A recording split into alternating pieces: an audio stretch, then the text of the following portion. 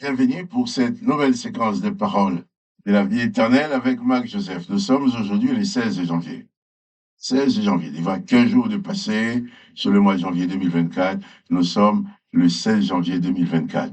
Et je suis revenu encore te rappeler que ce jour du 16 janvier 2024 est pour toi un jour de grâce parce que Jésus-Christ est présent dans ta vie.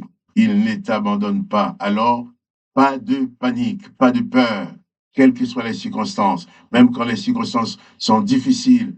Élève ton âme vers Jésus-Christ et bannis la panique, bannis la peur, car Jésus-Christ a dit tout est possible à celui qui croit. Il faut croire en lui, croire en la toute-puissance de Dieu au travers de Jésus-Christ qui viendra toujours à ton secours. Tu t'en sortiras toujours. Il ne faut pas oublier cela. Jésus-Christ est avec toi.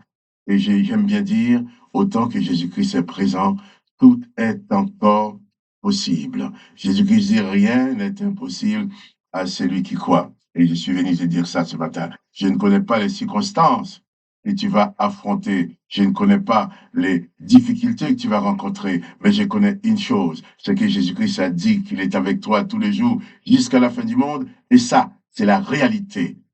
N'oublie pas, souviens-toi que Jésus-Christ ne t'abandonnera jamais. Il est venu pour te révéler l'existence de son Père, pour te donner la possibilité de devenir fils, fille de son Père. Eh bien, il ne t'abandonnera jamais. Alors, même si les circonstances sont difficiles, souviens-toi.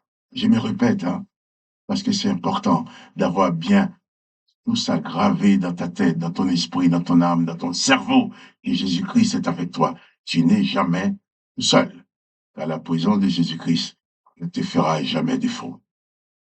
Jésus-Christ a dit que nous pouvons prier en son nom. C'est pour ça que je vais prendre le temps de prier avec toi. Je ne sais pas si quelqu'un a déjà prié avec toi ce matin, mais moi, je suis venu le faire. Alors, nous allons prier ensemble. Tandis que je prie, je ne suis pas à côté de toi pour te toucher ou tu ne peux pas me toucher. Mais seulement, tu vas élever ton âme vers Jésus-Christ en même temps que moi. Ton esprit et mon esprit vont être en communion avec l'esprit de Jésus-Christ. Et c'est là ce qui fera la force et la victoire de notre foi. Et Jésus, il est écrit aussi que la victoire que triomphe du monde, c'est ta foi. Mets ta foi en Jésus-Christ et prions ensemble, adressons nos prières au Père dans le nom de Jésus-Christ et tu verras la présence de Jésus-Christ, la puissance de la prière dans le nom de Jésus-Christ peut te changer. Prions maintenant. Père, je me tiens devant toi avec mon frère et ma sœur qui regardent cette vidéo. Et dans le nom de Jésus, je suis venu te prier pour lui, te prier pour elle, pour que sa vie soit transformée, qu'il puisse avoir qu'il puisse avoir la victoire sur ses difficultés. Tu connais les oppositions, tu connais l'adversité, tu connais les choses qui ne vont pas, les choses qui sont là pour empoisonner sa vie. Eh bien, dans le nom de Jésus, je te demande maintenant que mon frère, que ma sœur soient délivrés de ces poisons, délivrés de ces événements qui sont là pour l'empêcher de vivre. Seigneur, installe ta paix, ta joie dans sa vie. Si c'est une maladie qui est dans son corps, alors je proclame la guérison. Si tu es un malade dans ton corps, je proclame ta guérison maintenant dans le nom de Jésus. Au nom de Jésus, sois guéri. Au nom de Jésus, que le mal quitte ton corps. Au nom de Jésus, que ton corps produise la guérison. Au nom de Jésus, que tous les maux soient évacués complètement de ton corps et que tu puisses avoir la paix non seulement dans ton âme, dans ton esprit, mais dans ton corps. Dans le nom de Jésus, je proclame ta délivrance, quel que soit l'événement qui est là pour te tourmenter, pour t'empêcher de vivre en paix. Dans le nom de Jésus, j'ai détruit ces événements et je proclame la victoire de Jésus-Christ dans ta vie. Merci Seigneur, parce que tu réponds à la prière. Tu nous as dit que nous avons le droit de commander les choses en ton nom. Et c'est ce que je fais. Je commande au nom de Jésus que le mal quitte ton corps. Je commande au nom de Jésus que la solution vienne pour toi et que ta vie ne soit plus dans le tourment. Merci Père. Merci. Parce que tu exauces cette prière. Tu accomplis tout ce que je viens de te dire là. Ce que je l'ai dit dans le nom de Jésus-Christ, mon Sauveur, mon Maître, et qui est ton Fils unique. Amen. Que le nom du Père soit béni, que le nom de Jésus-Christ soit béni. Et toi aussi, que tu sois béni. Crois à la puissance de ta prière. Crois à la puissance de cette prière que j'ai adressée au Père avec toi. Et cette prière est ta libération. Oh Jésus, je sais que tu aimes, mon frère, tu aimes ma sœur. Merci pour la délivrance que tu lui apportes maintenant. Merci Père pour la délivrance. Dans le nom de Jésus-Christ. Amen. Je vais maintenant lire avec toi le verset de l'évangile de Jean. J'avais commencé cet évangile de Jean, la lecture, au chapitre 1er. Et là, nous sommes au chapitre 5. Et nous allons jusqu'à la fin pour lire tout l'évangile complètement. Je ne sais pas combien de temps que ça va prendre, mais ça prendra le temps qu'il faut.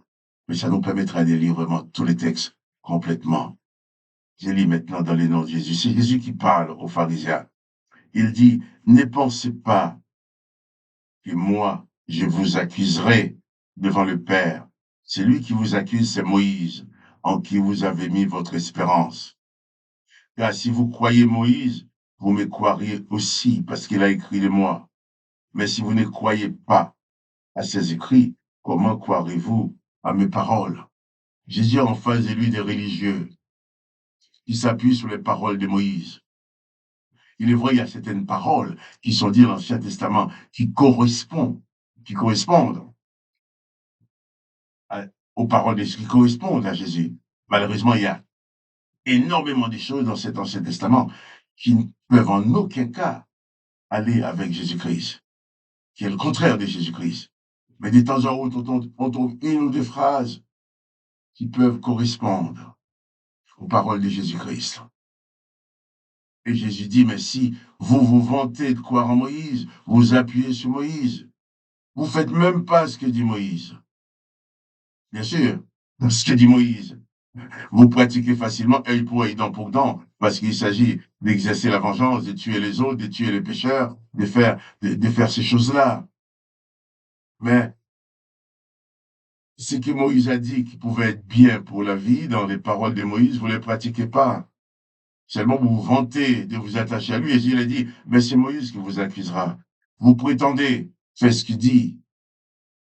Oui, vous faites certaines choses que dit Moïse, mais les mauvaises. Mais les bonnes, vous ne les faites pas. Alors Jésus leur dit, moi je ne suis pas là pour vous juger, ce n'est pas moi qui vous juge, puisque vous croyez en Moïse. C'est Moïse qui vous jugera. Mais moi, je ne suis pas venu pour juger. Nous n'avons pas à prononcer des jugements sur les autres. Jésus ne l'a pas fait. Nous n'avons pas à accuser quelqu'un, même quelqu'un qui fait le mal. Si nous pouvons lui parler gentiment, avec amour, parlons-lui. Dis-lui ce qu'il a fait mal. Ce sera bien de faire autrement. Mais nous n'avons pas le droit de les juger, de les condamner, de proclamer qu'il va aller en enfer, comme font beaucoup de gens. Beaucoup de gens disent, ces gens-là, ils vont en enfer, ils sont perdus. Comment peux-tu savoir qu'il est perdu? Est-ce toi le sauveur? Est-ce toi qui as le pouvoir de le sauver? Non. N'accuse pas les autres. S'ils font du mal, prie pour eux. Si tu peux lui parler, parle, si tu peux leur parler, parle-leur, mais toujours avec amour.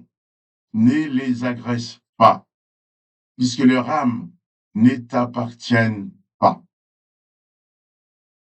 Chacun peut être sauvé par Jésus-Christ dans des circonstances différentes. Et peut-être tu vas voir mourir cette personne, tu vas dire, celui-là, il va aller en enfer. Mais tu ne sais pas ce qui s'est passé dans la dernière seconde de sa vie. Dans cette dernière seconde de sa vie, il lui suffit de prononcer le nom de Jésus. Et il sera sauvé. Jésus le dit. Et ni toi ni moi, aucun de nous ne maîtrise les contours de la grâce. Jésus a parlé de ce patron qui embauchait des gens. Il y en a qui viennent travailler depuis 6 heures du matin, d'autres arrivent à midi, d'autres arrivent à 15 heures, d'autres arrivent à 16 heures, d'autres arrivent à 17 heures et à 18 heures. Les patrons donnent le même salaire à tout le monde. Celui qui était là à 6 heures du matin dit, c'est pas possible. J'ai travaillé 10 heures de plus que lui et tu donnes le même salaire. Le patron va dire, moi je t'ai embauché. J'ai été embauché pour un salaire, je te donne ton salaire. Mais mon argent que j'utilise pour payer mes ouvriers, c'est mon argent, je fais ce que je veux avec.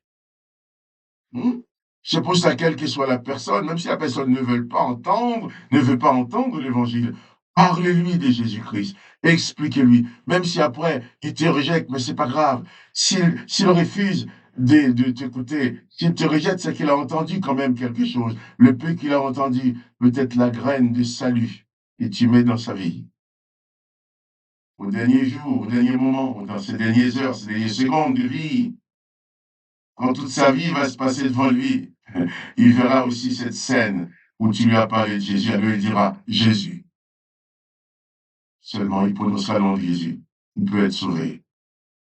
Là, Jésus-Christ ne vient pas dans le monde dans le but de juger, de condamner, mais seulement de sauver. Jésus-Christ prendra toutes les occasions pour sauver quelqu'un. Donc Jésus n'a jugé personne. Toi, ne juge pas non plus. Tu n'es pas là pour juger. Tu es là pour manifester l'amour, la paix. Tu es là pour parler de Jésus-Christ. Et tu sois, comme Jésus, un vecteur de grâce, mais jamais un distributeur de condamnation. Car toi aussi, tu es sauvé par grâce. Tu ne pouvais pas te sauver toi-même. Tu ne peux pas te vanter de ta fierté d'être sauvé puisque tu n'étais pas sauvé. C'est la grâce de Jésus-Christ qui t'a sauvé. Tu peux seulement remercier le Père qui a envoyé Jésus-Christ dans ce monde. Car avant que Jésus-Christ vienne dans ce monde, le monde entier vivait sous cette implacable condamnation de l'Éternel des armées qui disait empêchons-les de vivre éternellement, en disant aussi je détruirai l'homme que j'ai créé. Mais sauf Jésus a dit tu détruiras l'homme que tu as créé, mais moi je le ressusciterai. Tu vas les empêcher, tu dis, empêchons-les de vivre éternellement. Mais celui qui croit en moi vivra et vivra éternellement. Alors, tu es sauvé par grâce, accepte que n'importe qui puisse aussi être sauvé par la même grâce. Puisque la grâce ne vient pas de toi, tu l'as reçue. Donc n'importe qui peut le recevoir pourvu que le Père décide de lui faire grâce. Alors, seulement, sois en paix dans ton cœur, sois en paix avec les autres, ne sois pas un condamnateur, mais sois celui ou celle qui annonce les paroles du salut, les paroles du Sauveur. Que le nom du Père soit béni tous les jours dans ta vie, que le nom du Fils soit béni, et que toi aussi, tu sois béni. Et quant à moi, Marc-Joseph, eh bien, je te dis à demain pour une autre séquence de paroles de la vie éternelle. Mais en attendant, si tu aimes cette vidéo, n'oublie pas de cliquer pour dire que tu aimes. Ce qui permettra que la vidéo soit proposée à d'autres personnes. Mais à toi, je te redis, pas de panique. Jésus-Christ est avec toi. Jésus-Christ est dans ta vie. Tout est encore possible. Remercions seulement le Père de nous avoir donné Jésus-Christ. À demain.